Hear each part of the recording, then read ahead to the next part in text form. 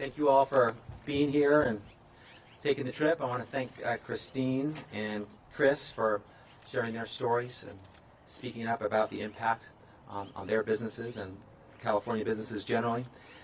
Rob Bonta, California Attorney General. And we're here because President Trump's rogue and erratic tariffs are wreaking havoc on our nation's financial systems and causing uniquely immense harm to California's economy, the fifth largest economy in the world and a major driver of our national economy. Together with Governor Newsom, I'm filing our 14th lawsuit against the president in less than 14 weeks.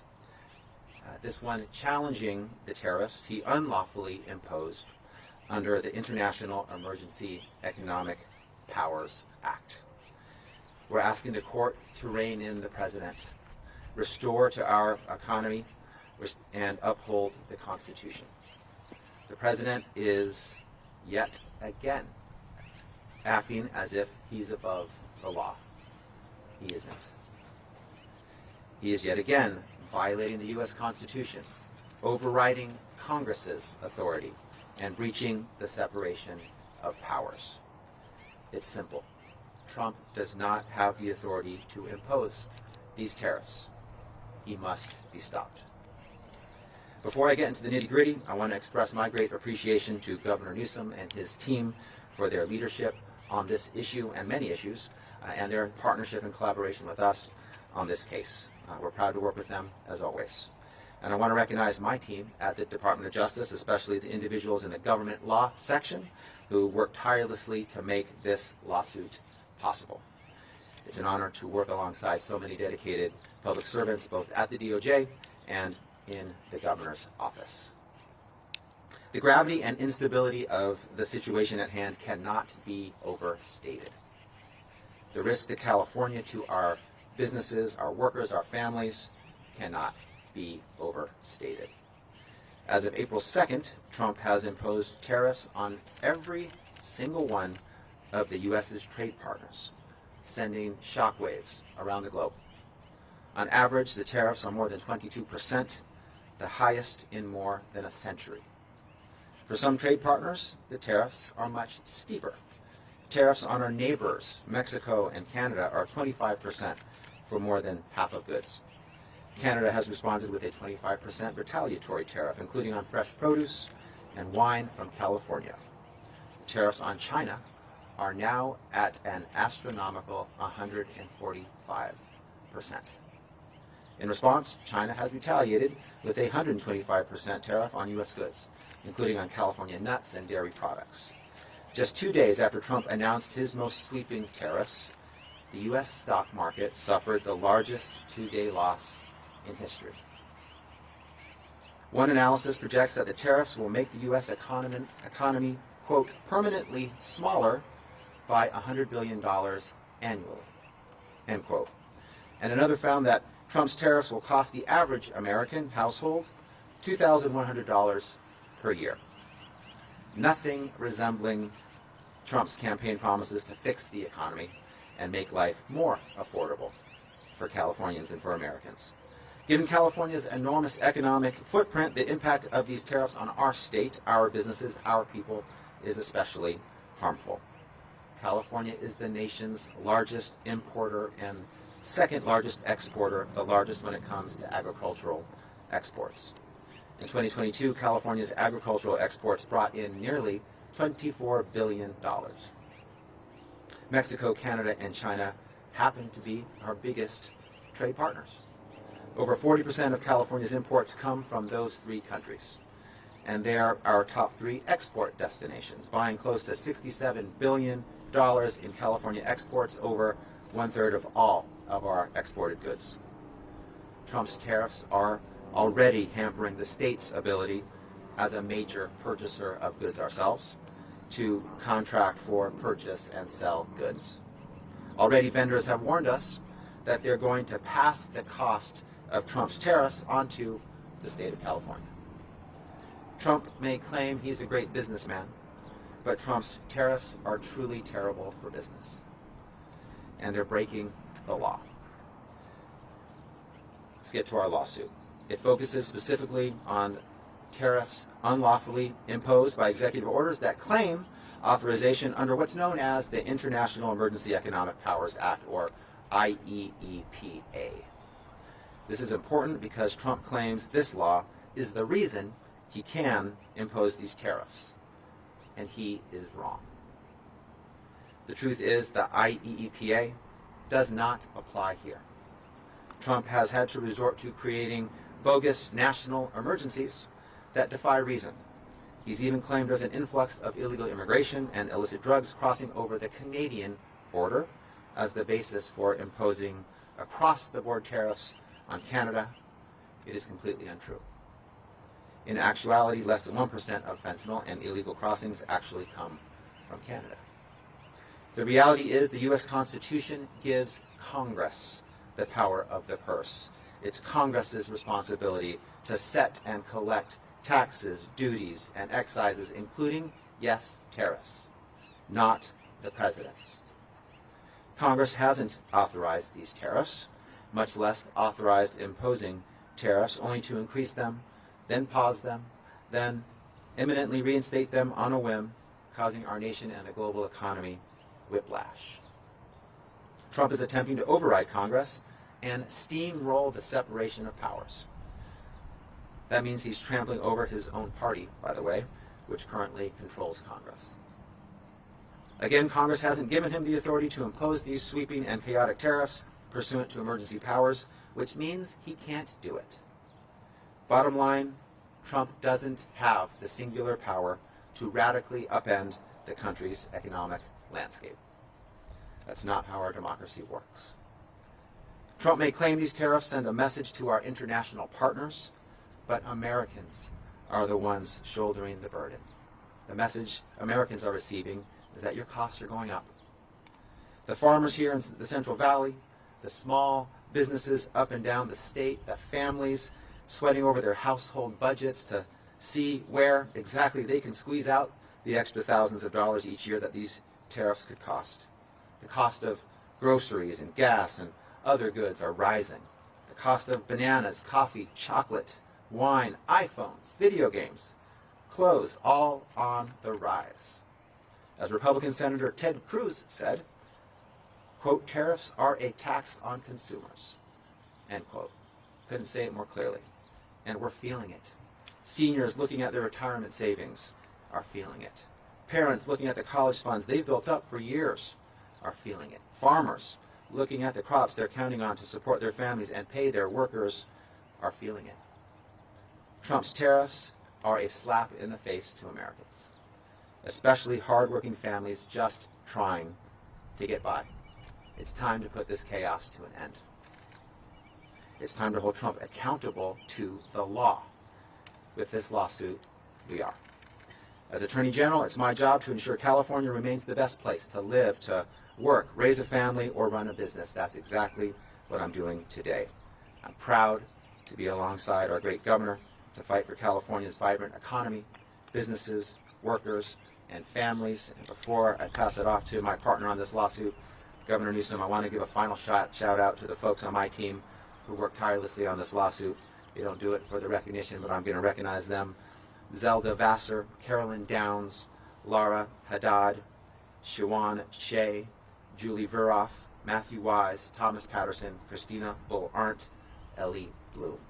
We have a great team, and I'm proud of them. Incredible public servants, each and every one of them. With that, it's my great pleasure to introduce our great governor, Governor Gavin Newsom. Thanks, Rob. Thank you, Mr. Attorney General, and most importantly, thank you, Christine, for having us and hosting us, and thank you, Chris, for your stewardship and leadership and willingness to be here and step up at this critical moment. Look, I think the Attorney General did an exceptional job in laying out the framework of this lawsuit and the why as it relates to the particular issues under the IEEPA, and notably issues that have been brought to the fore as it relates to the major questions doctrine recently by the Supreme Court. I would just highlight just two of the specific examples the Supreme Court used as it relates to the major questions doctrine on the issue of student loans under the Biden administration, on the Clean Power Plan, under the Obama administration. If they are consistent, then this lawsuit is a lock in terms of what the Attorney General has laid out and what this state is asserting. But I want to tell you what our state of mind is as it relates to the issues that impact the state of California, obviously the state of our union, and the state of the economy more globally.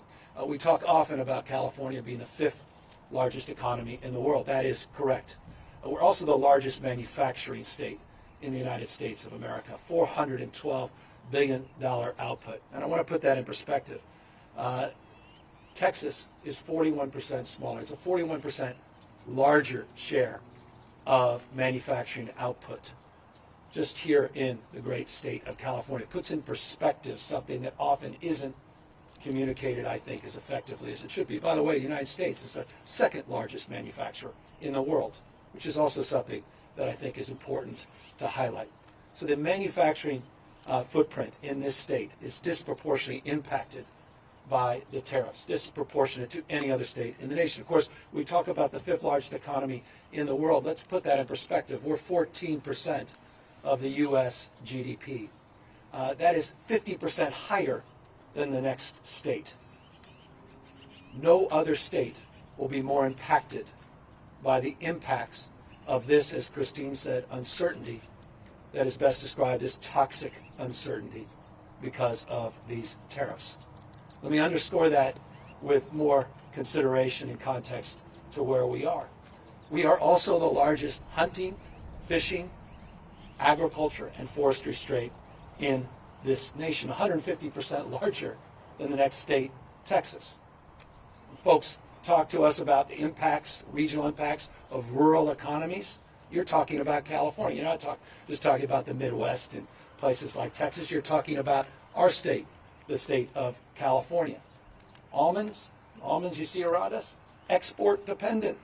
Pistachios, export dependent. Dairy, export dependent. In fact, 43% of almonds and pistachios and dairy are export dependent in the state of California. Few industries will be hammered more than the toxic uncertainty of these Trump tariffs. The impacts, what more evidence do you need? Check your 401k. Check your portfolio. If it includes NVIDIA, you should check it right now. NVIDIA, the great California company, one highlighted by this same Trump administration over the course of the last 24 to 48 hours, just got hit today with a $5.5 billion charge. Great California company got hit with a $5.5 billion charge, sending the markets to tumble yet again today. NASDAQ down over 2% as I speak. The uncertainty is pronounced and it is profound in the state of California. Consider just the imports coming from Mexico, Canada, and China. 44% of all of the imports into the state of California alone come from just those three countries, $197.3 billion in 2023. The impacts of these tariffs, particularly on those three countries, disproportionately impact the state of California. Across the spectrum, the impacts are off the charts. We talk about regional disparities. The impact in counties like this, counties like Kern, rural parts of the state will be outsized. It's not just the coast and technology. Think about the impacts already in the mega region of Baja and San Diego. Chris, you were talking about the integration of supply chains and a deeper appreciation and understanding of decades and decades forming a relationship, building trust, manufacturing, one side of the border, assembling on the other side of the border. You think about the impacts, the automobile industry, electronics, aerospace, in our state alone, disproportionate impacts. So California, why California? Well, that's why. No state is poised to lose more than the state of California. So that's our state of mind. And that's why we're asserting ourselves on behalf of 40 million Americans. And I imagine if you caucus those 40 million Americans, you'd find few, I don't care where they were in the last election, that are celebrating this uncertainty, that are celebrating the largest tax increase in modern U.S. history. In essence, a sales tax. In essence, a sales tax, a regressive sales tax that hurts working folks, that hurts poor folks, that hurts hardworking folks like Christine and those that Chris represents disproportionately. This is recklessness at another level. The geopolitical impacts are outsized. The trade impacts are outsized, not just the economic. That's why we were up in Canada making a case anew to try to encourage Canadians. What the hell do we have on the Canadians? Mocking people in another country, one of our great partners? Talking about being a 51st state? The fact that we had to invest in advertising up in Canada to encourage people to come to the great state of California, where 2 million Canadians visited last year, is a sign of the times, a testament to the moment we're living in. We're 2,000 miles away from Washington, D.C. We're a world away from the values that are emanating out of the White House. Again, that's why we're here. That's why we are asserting ourselves. I can't imagine anything more unifying for a state at this moment than stepping up as we're stepping up here today on this critical issue. So I just, again, want to thank the Attorney General, who's not been timid. He mentioned 14 lawsuits. We overall have 15 when you add the one he wasn't directly involved in. I want to thank him, and I want to thank the legislature. Don't forget, we did a special session, seems like a lifetime ago. It was just a few months ago, saying we have an open hand, not a closed fist. And it was a sincere sentiment. We didn't want to go down this path. We were hoping we didn't need to go down this path. But we prepared to go down this path. And so I'm grateful not just to the Attorney General, but to all of those members of his staff that he called out. I want to thank them for their partnership, their stewardship, the legislature, the same, for recognizing the severity of this moment.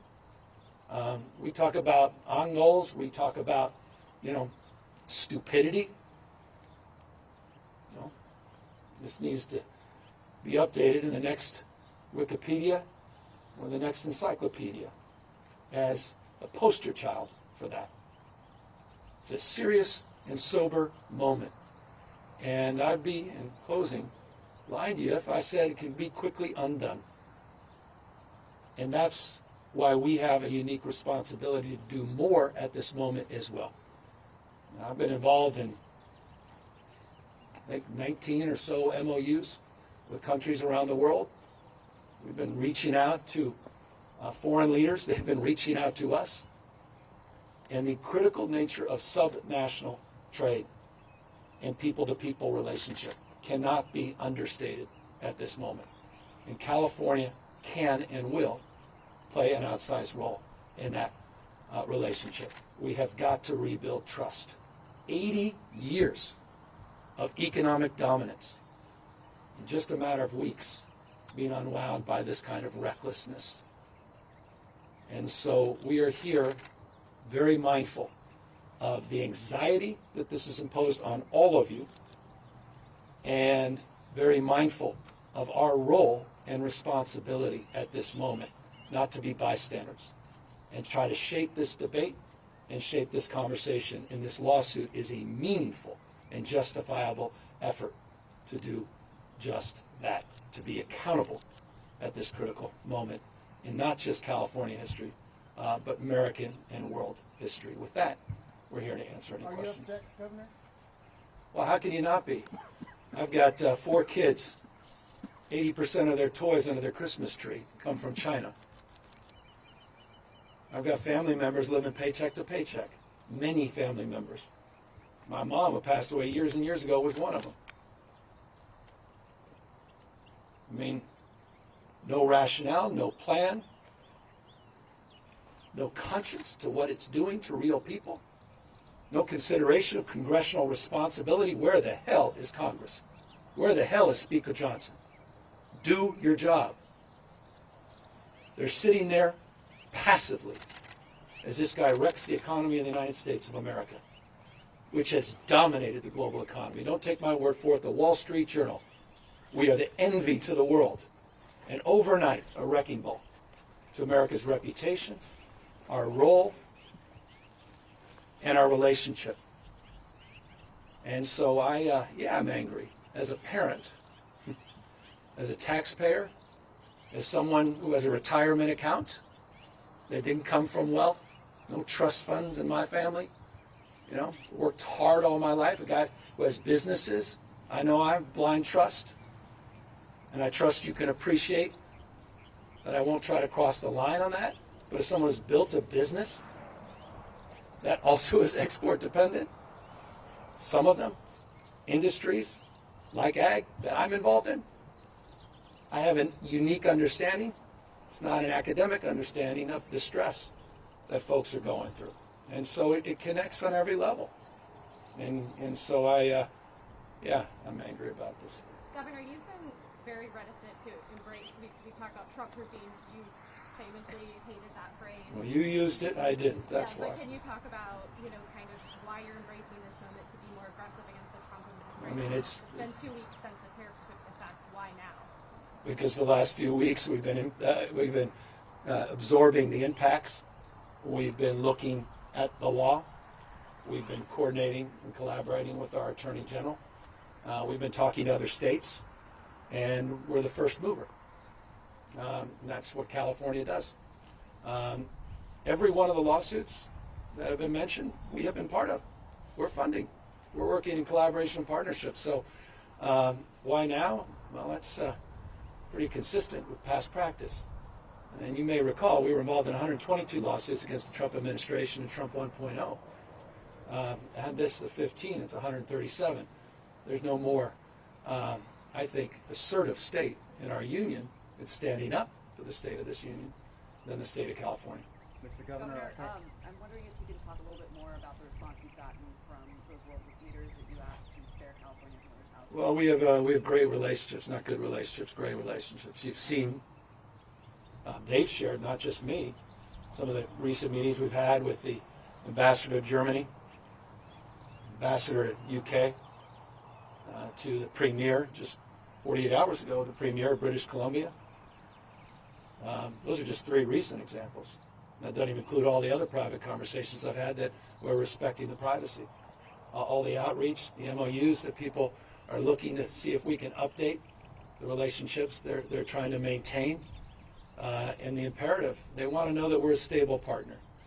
They want to know we're not going to turn their back as this administration's turned their back on our allies. And they want to know that we're going to continue to have their back as it relates to addressing the anxiety and uncertainty, particularly as it relates to their making a case. And I find this interesting.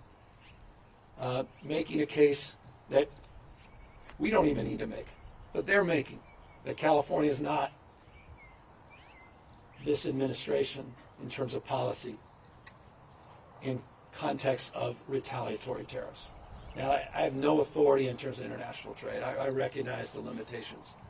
That said, through the governor's office of business, we created an international arm. We've been very proactive, very aggressive. Lieutenant Governor's been a leader and point person in that respect. And so we're building on that work, and we're building on those relationships. And we have lined up many, many subsequent meetings. And I think the Visit California announcement we made 48 hours ago is indicative of the kind of proactive work we'll be doing to reach out to our trading partners and make the case that California has their back, and we want them back visiting the state. We want them continuing to trade with the state. We want to continue to maintain our dominance. By the way, I haven't even brought up the port of LA, the port of Long Beach, the fact that 40% of the goods movement in this country comes through those 2 ports. I haven't even brought up the pizza shops and the coffee shops that are disproportionately dependent on that trade every single day. I mean, this is not even complicated. The impacts of small businesses that cannot pass along these increased costs, that are losing customers. The impacts, and I don't want to speak for Chris and others, but the impacts already on the lack of investment. Any business person, small or large, uncertainty is the number one enemy. Just give us certainty. The one certainty that is only certainty we have is uncertainty. that literally on a whim, day to day, hour to hour, phone call from a donor to a phone call from another donor, that there will be a waiver, there will be an exemption. I mean, from free capitalism to crony capitalism, just like that. Corruption, this is the personification of corruption. I appreciate the press. You chase this for a living. This is smash mouth in your face. Every minute of every day, every hour, and you know it. You've seen it. How in the hell are we sitting by and allowing this to happen? So again, that's the why, and that's what we are pushing back against in this lawsuit. Mr. Governor, thanks for taking the time. Thanks, Attorney General and Christine and Chris for hosting us. Two quick questions. Number one, have you spoken to the president about this? And number two, forgive me, it's unrelated, from Cron 4, Channel 4 News in the Bay Area. Do you have any reaction to the Benicia refinery announcing their, the refinery? Yeah, Valero. Just briefly on that, respecting the importance of that question. Under our special session, the first special session bill we advanced, there was a requirement to give notification as relates to any augmentation operations or closures for refineries in the state of California. Pursuant to that, we were given notification this morning, late last night, early this morning, made official, and we have a year to now address that issue. And I can assure you, beginning last night, we had all hands, and we're in the process of addressing any anxiety that may be created or any market disruption that may be created by that announcement. But we have time pursuant to that special session to mark some progress. And already this morning, first thing this morning, our teams are assembling to advance that progress in concert and partnership with the legislature. And your first question, perhaps you can advance that. Yes, have you spoken to President Donald Trump? I haven't spoken to him directly, but we reached out to the White House to give them heads up. Governor, my name's Anahita Jafari. I'm a reporter with KCRA 3 News. Last month, we reported how you sent bat phones to the CEOs of the largest companies headquartered in California. Bat phones? I like the description, bat phones. I'm going to keep that. Yeah. That's what we do. Yeah, all right, that's nice. With your direct line programmed into them, have those CEOs discussed tariffs with you now through this new line of communication? Yeah, well, it's interesting. I mean, all of them, there's not one that has expressed anything differently. All of them have brought the issue of tariffs up and uncertainty. Can you say who you've been talking to and No. what specific concerns I don't want to call them out. Again, the idea of let me just say, just on the meta point, in some area, what the hell, bat phones and the governor. So I thought it was important that some of the biggest job creators, we've been doing this, as you know, with our Jobs First plan with small businesses. For the last few years, we've built this framework around regions rising together, and I'm really proud of that work. I felt we needed to do the same for some of the larger employers in the state. And so I reached out to them, and I did a burner phone, and just put my cell phone in there, just with my number. And I wrote a handwritten note to each one of the CEOs saying, you need something, call me. Here's my cell phone. And to your point, and some of your reporting, a lot of them have reached out directly. I will say, full disclosure, a lot of them thought it was fraud. They didn't know what to expect. They didn't even know it was real. They didn't even know what was going to happen. And so some, we had security personnel call saying, is this actually from you guys? So it's been an interesting experiment. I'm just being a little too forthright with you. But for those that got it, eventually, many of them just texted, said, I just want to confirm it's you. Those conversations, there just simply hasn't been one of them where tariffs haven't been brought up, period. You haven't shared any concerns about tariffs with Every single one of them have, by definition, of course. I mean, it's just, it's I said, the worst ongoing in the history of this country. One of the most self-destructive things that we've experienced in modern American history. I mean, the Attorney General just laid out the 22%. Some have estimated as much as 26.7, 27% all in. But you're getting near that the Smoot-Hawley numbers that every independent assessment said exacerbated the Great Depression. I mean, it's literally comparable to that.